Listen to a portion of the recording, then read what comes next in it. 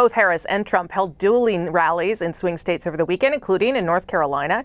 Each candidate's path to the White House will be determined by those few states, the swing states. And as we enter the final hours of the campaign, that race remains highly uncertain. Asa Hutchinson is a former governor of Arkansas who ran against Trump in the Republican primary earlier this year, and one of the few candidates in that race to publicly criticize his opponent. Now, with days to go, I asked him how he plans to vote and why so many Republicans are sounding the alarm. Governor Hutchinson, thanks so much for being here. Appreciate it. Absolutely. Good to be with you today, Rosemary. So just days to go, and this race is really, I think, a toss-up at this stage. And I wonder how surprised you are by the fact that the polls remain so close. Well, surprised and a little bit disappointed because you don't want to have a repeat of what we saw in our country in 2020. And so you're hoping for a little bit clearer definitions this year as you go into the campaign. But it is obviously, clearly, absolutely close and unpredictable. And that puts a lot of pressure on the election workers to get it right. It puts pressure on the candidates in the closing days. And there's a lot of worry on both sides. When you feel strongly that democracy is threatened by each of the respective sides, then you're worried about it. And so it's a tense time in America, but democracy is at work, and I know that it will win in the end. What have you made of the closing arguments? Trump's was a particular kind of closing argument at Madison Square Garden. Harris did it in front of the White House. And both of them sort of had to deal with some cleanup. Trump, in the case of this comedian who said terrible things about Puerto Rico, and the vice president because of something the president said. How can those messages sort of have an impact in these final days? Well, I mean, first of all, in terms of the contrasting messaging, they are totally different. You have Donald Trump doubling down on his base and on grievances in America and on his concerns about border security, blasting the Biden-Harris administration. And then you've got Kamala Harris, who has shown the contrast with Donald Trump, but also has tried to reach out to the middle road voters and trying to get those few undecided voters out in her column. And what I've seen is that there's the undecided have really said, we don't really want to vote for Donald Trump, but you got to give us a better reason to vote for Kamala Harris. Is she the best option? They're concerned about liberal policies. They're concerned about her efforts on border security and whether she's sincere in the change of direction that she has. And so there are, to my surprise, a few genuinely undecided voters, and Kamala Harris is certainly trying to go reach out to those, while Donald Trump doubles down on his base, trying to maximize them getting out to vote. You know, in terms of the garbage comment, in terms of the Puerto Rican insult, these are one-day stories that create a little dynamic in the short term. I don't think they actually change the course of a race, but that's the nature of a closing few days of the campaign. What do you make, Governor, of the number of Republicans who have endorsed Vice President Harris, who are campaigning for Vice President Harris? What does that tell you about the Republican Party and where it is right now? First of all, in my lifetime, that is unprecedented to have that number of Republican officials campaigning for Harris, but also former administration officials of Donald Trump sounding the alarm about his leadership. What that tells you is that it's Donald Trump's Republican Party. It has changed under his leadership fairly significantly. And this election is about our democracy and the strength of it, but also the direction of the parties. And as a lifelong Republican who came into the party under Ronald Reagan, this turn of events is disturbing to me, but Donald Trump is his unique personality, and he is despite his weaknesses, has really rallied the Republican base and strengthened the case for his election because of his ideology and what the team can accomplish. Mm-hmm. And so while there's exceptions that are significant, they're campaigning for Harris, they're trying to send a signal it's okay to vote for her as Republicans. We'll see if it makes a difference. Are you prepared to vote for Vice President Harris? No, I am a Republican. I'm not voting for Donald Trump. I'll be casting a dissenting vote saying we need to go a different direction. You talk a lot about democracy there. One of the things that former Trump supporters, in this case the former chief of staff for Donald Trump, John Kelly, has said is that Trump is a fascist. And Harris also agreed when she was asked that question directly at a CNN town hall. Do you think that characterization is accurate? I don't like the characterization. I think it goes a little bit too far. But John Kelly, who's as close to Donald Trump as anyone during the last administration, he sounded the alarm on Donald Trump's autocracy, on Donald Trump's instability, his disregard of those in uniform, and how he's really would be a danger to our democracy in a second term. Mm-hmm. You know, the name dressing of fascist, I don't think that's helpful. I don't think that makes a difference. But the rest of his case and what he says should sound alarm bells to Americans. And I know it concerns our allies abroad, but it should concern us as well. Yeah, it's certainly something that we are all watching up here. But tell me how you think, regardless of who wins, there will be divisions and things that have to be dealt with, including perhaps the transfer of power. How concerned are you about what happens to the country after Tuesday? Well, I'm more concerned than I was a month ago when I thought there would be some margin between the candidates and the election would be clear. But it really does look like it's going to be days, if not weeks, before the final decision is made, as votes are counted in Pennsylvania and very close states and in Georgia. But in the end, I know everybody makes comparisons back to 2020 and January 6th. We're going to have the Capitol protected. We've learned a lot over the course of the last few years about how we need to have the peaceful transfer of power.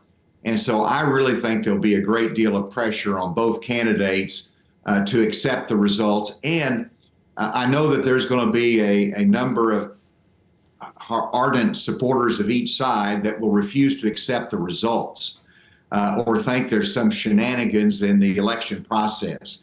There's voices like myself that's saying we need to build credibility. Mm-hmm. We need to have confidence. We're trying to set those things in stage before the election to give more confidence. We'll see if it's helpful. Okay, Governor Hutchinson, it's not our election, but we sometimes feel like it'll have a pretty big impact here too. So thank you for making the time. It's good to be with you today. Thank you.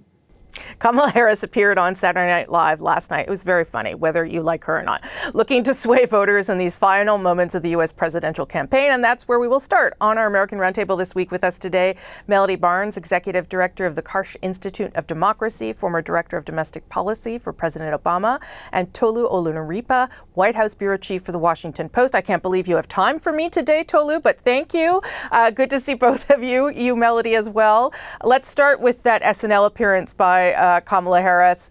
Obviously kind of a surprise, fun moment in her campaign. She wraps up the campaign tomorrow with rallies in Pennsylvania, which continues to be very, very close, too close to call. What do you make of how she's ending the campaign, Melody? Well, first of all, it's great to be here with both of you. And I think that SNL skit tells you a lot about her approach and her strategy, and it's all wrapped up in one thing. One, that she has and will continue to go everywhere and anywhere to get votes, men, women, young people, undecided voters. She's been talking in a lot of different fora. The second thing is that at the end of that skit, that cut you showed, she asked, "Are you registered in Pennsylvania?"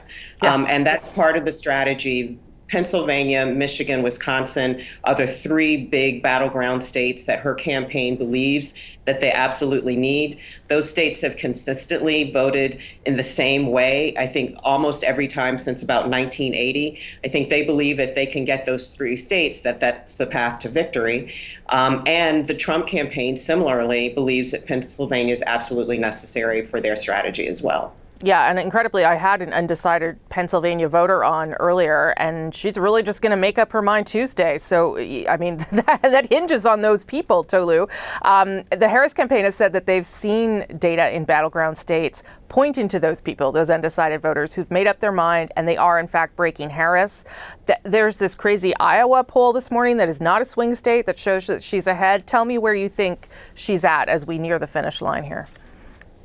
Well, this race has been neck and neck over the past several months, but it does have these momentum shifts that we've seen from month to month. Last month, there seemed to be momentum shifting towards Donald Trump as the polls are tightening and getting closer to showing him potentially on the verge of winning. Now in the final stage, it seems like Harris has the momentum behind her. Not only this poll out of Iowa, a state that neither candidate's really been competing, that is a pretty respected poll that shows Harris ahead, was really a big shockwave. And even if she does not win Iowa, the kind of demographic that Iowa represents, white educated voters, women voters who could really be influential in states like Pennsylvania, Wisconsin, and Michigan. If Harris is doing well enough in Iowa to be competitive, she's definitely doing competitively enough to win in all of those three states. And so she feels like she has momentum, wind behind her back.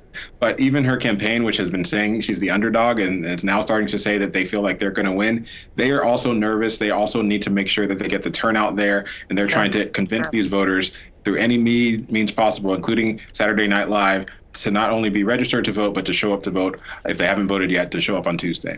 Tolu, let me also ask you about Donald Trump, obviously ending his campaign in Grand Rapids, Michigan, the same place he ended his campaigns in 2016 and 2020. What are they going to try and do here over the next couple of days? Well, he's spending a lot of time in North Carolina over the last couple of days, in part because he needs to shore up the states that he won in 2020. North Carolina was his closest victory, and there's some nervousness in his camp that he could see that state slipping away between demographic changes and the fact that suburban voters are turning out in favor of Harris. And so he wants to shore up the votes, the teams in the states that he won in 2020, while also trying to pick off a couple of states that Joe Biden won. So he's going to be spending time in Pennsylvania as well. He's going to be ending his campaign the same way he did in 2016 and in 2020 with a basically midnight rally in Grand Rapids, Michigan. In 2016, it worked out very well for him. It was the end of a final stretch of campaigning that took him across the country and ended in Michigan and finally ended with his surprise victory. In 2020, it didn't quite work out for him because he lost that race and obviously challenged the election results. Now he's trying to recreate the magic of 2016, ending in that same place in sort of a symbolic way to try to say that this is a return of 2016 in which he stormed into victory and proved the doubters wrong. That's what he's trying to do. We'll have to wait until Tuesday and maybe several days beyond to find out whether it's right or wrong. Well, Melody, talk to me a little bit about how you think Donald Trump is ending his campaign, also being criticized for these remarks he made against Republican Liz Cheney, who's obviously supporting Harris. Well, the comments that he made about former Representative Cheney should not only be unwelcome, but they should be unimaginable. I think there's particular focus because she is a very public figure, one of the members of the Cheney dynasty that now no longer feels like it has a home in the Republican Party. But I think it's well worth noting that these kinds of comments are not uncommon to former President Trump and the Trump campaign. Both comments like this made towards those at his rallies with regard to the way that he believes that he would handle issues of crime. So this isn't unusual for him. It is interesting, though, because they also happen against the backdrop of his own, the attempted take on his life in Butler, Pennsylvania, when he called for a lowering of the temperature, when he called for reconciliation. So those two things can't happen at the same time, and yet here we are again. Yeah, and to be clear, he suggested that guns be trained on Cheney. That was the language he used. He tried to explain what he meant by it, but the statement remains out there. Tolu, we're up here watching with bated breath, just like you guys. What should we be watching for over the next couple of days? Let's assume that this isn't going to take a week. But what should we keep our eyes on, do you think? Well, at this point, polls are not going to really tell us much. The polls have already been done, and they basically all had the same result, which is a neck-and-neck race. I think right now, people who are watching have to wait for Tuesday to see the kinds of numbers that are turning out, the kinds of turnout you see in key places, starting on the East Coast, trying to read the tea leaves of whether people are turning out in the kinds of neighborhoods that Harris needs to be victorious, some of the cities and urban environments, suburban places, college campuses, whether turnout is high among the groups that would support her, or whether or not we see this surge in turnout among rural Americans who helped Donald Trump in 2016 and who have really turned into a much more conservative-leaning group than they were even 8-10 years ago. And so we're going to be watching very closely to see where people are turning out on Election Day. There have already been tens of millions of votes cast, and it's a big question about whether or not those votes that were cast early were cannibalizing the Election Day vote, or whether we're going to see a surge of a different kind of voter on Election Day. That is what I'll be watching very closely on Tuesday. Melody, how about you? A couple of things. One, the transition process, that 80 to 90 days between an election and the inauguration.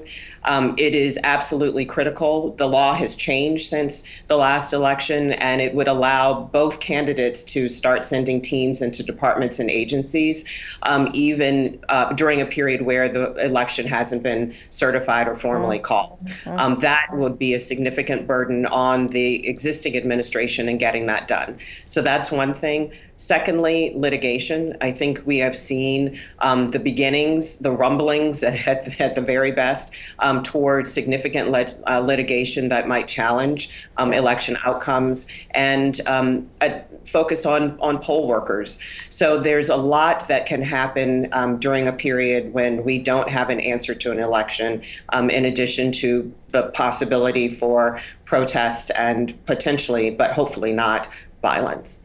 Listen, I know how busy you both are. Thank you so much for squeezing us in just days before the election. We'll talk again soon. Have a good election. Thank you both very much. Appreciate it.